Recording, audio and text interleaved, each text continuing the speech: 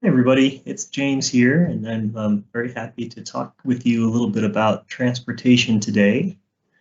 When I think about school transportation, I always think about the yellow school bus. I imagine it's pretty iconic for all of us, but that's why I chose that picture there.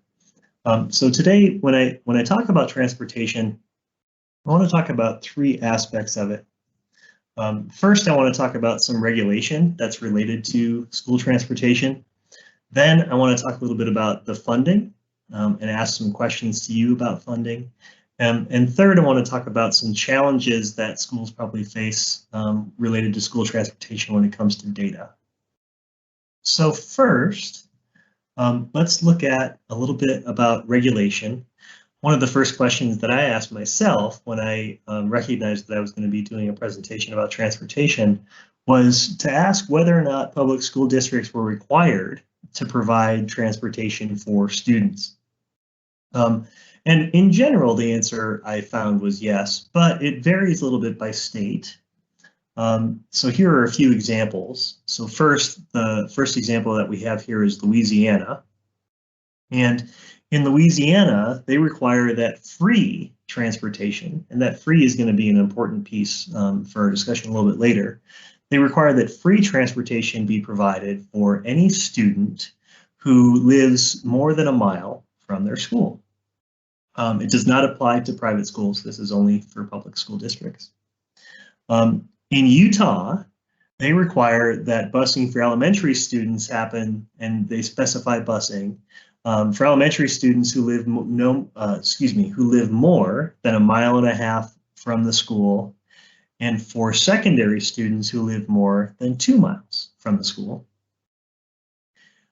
In California, the California law actually leaves the transportation decision up to the district. But as you probably remember from earlier discussions we've had in class related to funding and absenteeism, it's probably in a district's best interest to provide some form of transportation, some form of school transportation for students, especially when their district and their schools might be situated in a place where their students lack any viable alternatives for getting to school. It may be the case, for example, that there's just too long of a distance between where the students live and their school. It also could be safety issues. Maybe there's absence of sidewalks, for example. Maybe the streets are too busy and there aren't enough designated school zones or crosswalks. And just the overall presence of unsafe neighborhoods. Those are some of the reasons that districts probably would cite when providing bus service. But again, the biggest thing that I think probably connects here, if there is a state that doesn't mandate school transportation be provided by a district, that it's in the district's best interest because absences, for any day that a student isn't in school, that higher absence rate could lead to funding reduction for that district. So those are some of the state pieces related to regulation and school transportation, but there is a federal aspect to the regulation as well. Federal law requires districts to provide transportation to certain students. So first, federal law requires that students with disabilities be provided with transportation, and this is applied under the Federal Individuals with Disabilities Education Act, or IDEA. And that act requires that all districts take steps to ensure that students with disabilities receive a free and appropriate public education. So if a school official or school officials from that district determine that transportation is necessary for a student to access their education, then the district must provide it. Another population that federal law requires districts to provide transportation to are students who are homeless. So the federal McKinney-Vento Homeless Assistance Act requires that districts provide transportation for homeless students. And then the third group is students who are in foster care. And this is addressed by ESSA. And what ESSA says is that districts that receive Title I funds must collaborate with the state or local child welfare agencies to ensure that transportation to schools for children in foster care is provided, arranged, and funded. The interesting thing about this group, the students who are in foster care, is that guidance comes from the United States Department of Education and Health and Human Services, but it comes in a non-regulatory manner. So what that means is really that the requirements, while they're there, they would be very difficult to enforce. But that being said, of course, it goes back to the district wanting to have students without chronic absenteeism, and so it's in their best interest anyway to provide transportation for those students. So that's some of the regulation tied from both the state and federal level to transportation. So now that we've talked a little bit about that regulation, let's talk a little bit about funding. There is some funding for school transportation at the federal level, but it's pretty small and it's not necessarily tied super close or directly to school transportation. The federal funding is about $850 million, or at least it was in 2020 and 2019, but it's not exclusively for school transportation. It's money that is a block grant given to states through this thing called the FAST Act, the Fixing America's Surface Transportation Act. And within that act, there's this Transportation Alternatives Program, and that's where that $850 million comes from. The FAST Act actually has a lot more money. But states who receive this grant money, they can use it for things like increasing walking and bike routes for kids that are needing ways to go to school. So it's not for school buses specifically, it's really something that they can use it for, that states can use the money for, but it's not specifically designated for school transportation. So in essence, there isn't a lot of federal funds that are going to school transportation. At the state level, the funding is often done through reimbursement. And that reimbursement is done through actual costs. So this is how much it costs our district to provide transportation, or there might be a funding formula. So for example, in Utah offers reimbursement for costs associated with expenses for having regular bus routes. And those regular bus routes are the routes that are established by the district and approved by the state. And they can also offer reimbursement for other methods of transporting students to and from school. These are some alternative methods like, parents taking their kids to school and not using the bus. And there are some reimbursement options there too, which I'll talk about in a minute. But for this example of having regular bus routes and then other methods, a funding formula in Utah is developed by the state superintendent for those regular routes. And then actual costs are used for those other methods or alternative methods. Typically, when there's a funding formula in place, the formulas are based on things like historical trends, things like the cost of fuel, which obviously can fluctuate, and bus driver wages. So those are some elements that go into a funding formula. And it's also pretty typical, at least from what I've seen, that states that use a funding formula, they also include in their law or regulation language that says the reimbursement will not exceed the actual costs. So on this slide, you'll see an example from the Georgia Code, which says the amount of funds to be actually distributed to any local unit of administration during any school year shall not exceed the actual costs incurred by the local unit in transporting students to and from public schools. So even though there may be a funding formula used, they won't provide a reimbursement that is greater than the actual cost. There also can be a challenge to funding when the funding reimbursement is subject to appropriations. So for example, in Utah, their regulation specifies that funding will be approved by the state superintendent after accounting for legislative appropriation variations. So obviously that can be worrisome for a district that's trying to plan for a budget and they're not sure if their transportation budget is even going to be the same as last year's because of fluctuations in appropriations or variations in appropriations when their costs may even rise from year to year in terms of a transportation budget. So that can be difficult. So that's one example of a funding challenge, that variation in appropriations.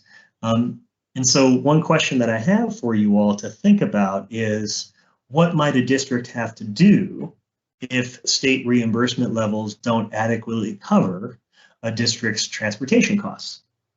For example, might a district have to consider service reductions?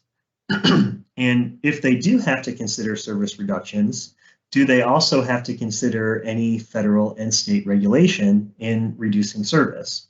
Certainly, they can't reduce service for their students who are homeless, their students who are in foster care, and their students with disabilities. And they also have this regulation, perhaps, that says they have to provide transportation, and maybe even free transportation, to anybody who lives more than a mile and a half, or 2 miles away from their school. So how would you be able to engage in service reductions while also complying with federal and state regulation? What about the idea of reimbursing families for not using school buses? So I mentioned that Utah has those other or alternative methods that are built into the state code, and there are other states that offer that too. Some don't. It seems like Georgia might be a little bit more strict in that they only will allow transportation on school buses versus alternative methods. At least that was how it was reported in the Bellwether article that was part of our reading for this week.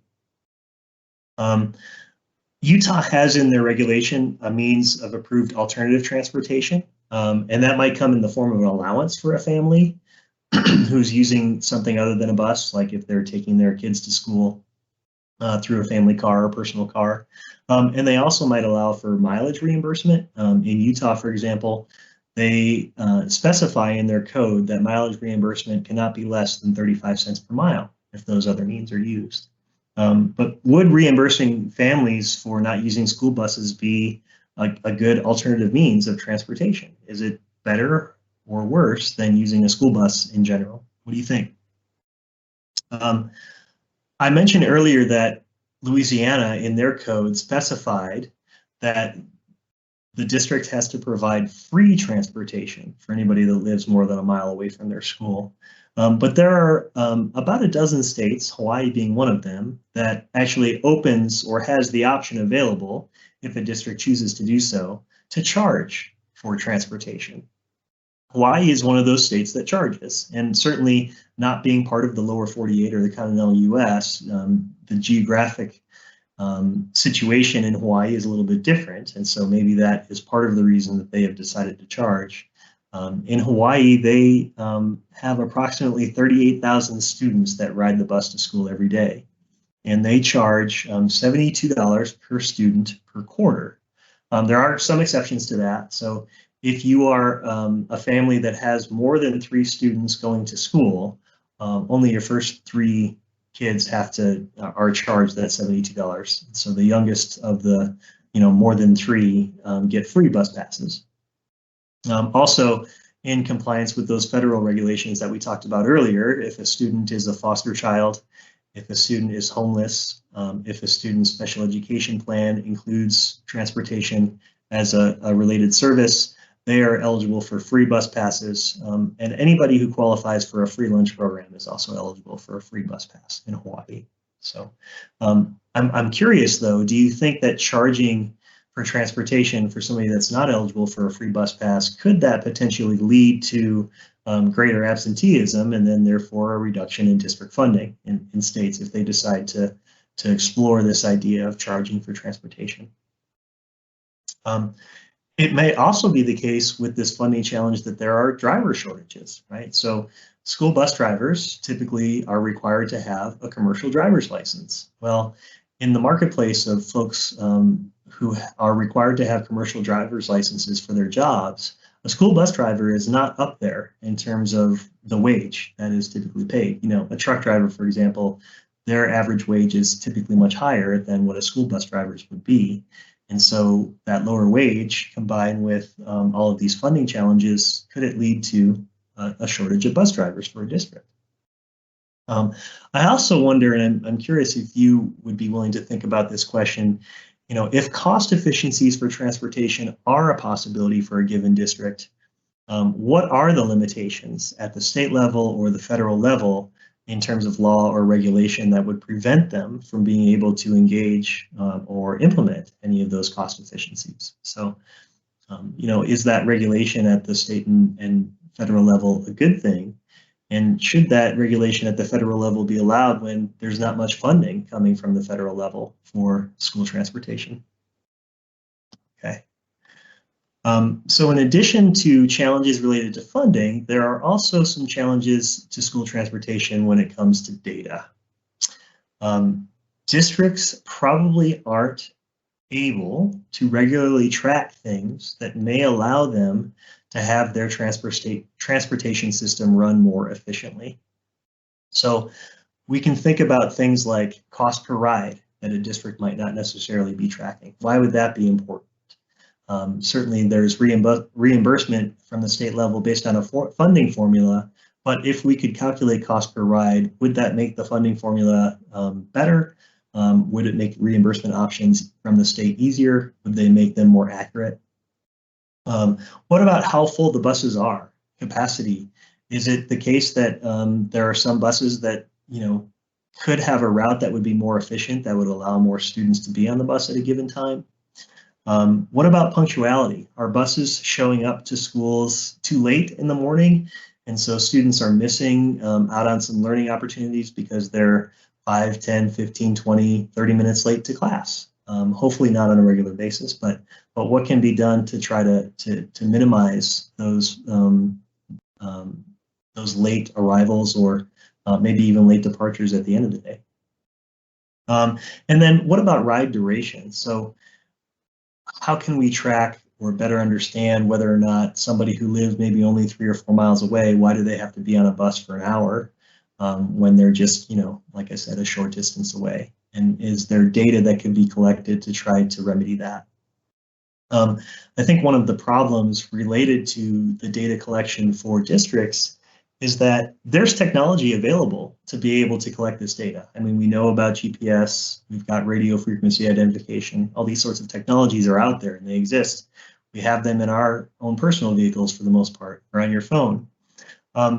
But it probably would require a large initial investment for a district to be able to equip that kind of technology into their buses. And as we know, at the federal level, there's not much money coming to local districts for transportation. And at the state level, it's mostly on a reimbursement basis based on funding formulas. So how is the school district supposed to be able to get this money for this large initial investment in the first place? It's a big challenge and it's pretty difficult to take on. And so being able to be more efficient with their transportation system based on data would require this initial investment that's tough to start because the money just isn't there.